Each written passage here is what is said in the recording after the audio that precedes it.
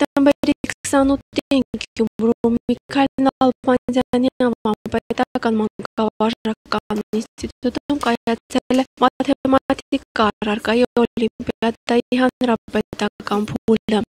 Օլիմպիադային մասնակցել է հանրապետության տարբեր համայնքների ավագ դասարանների 130 աշակերտ։ Օլիմպիադայի մաթեմատիկայի առարկայական հանձնաժողովի նախագահ Սամվել Սարգսյանի խոսքով յուրաքանչյուր մասնակցի տրվել է 5 առաջադրանք, որից մեկը երկուսը եղել են մուտքային բնույթի, իսկ մյուս առաջադրանքները հանձնաժողովի նախագահի գնահատմամբ եղել են միջին բարդության։ Օլիմպիադայի ավարտին հատկացվել է 4 ժամ։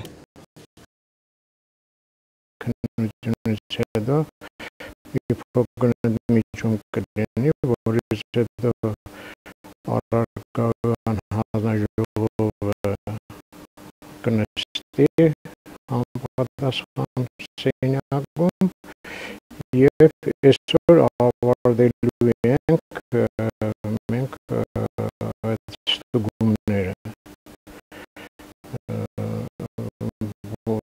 Բոլորը ստանալու են իրենց համապատասխան գնահատականները և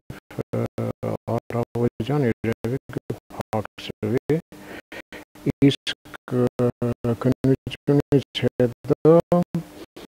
ջերմասրահում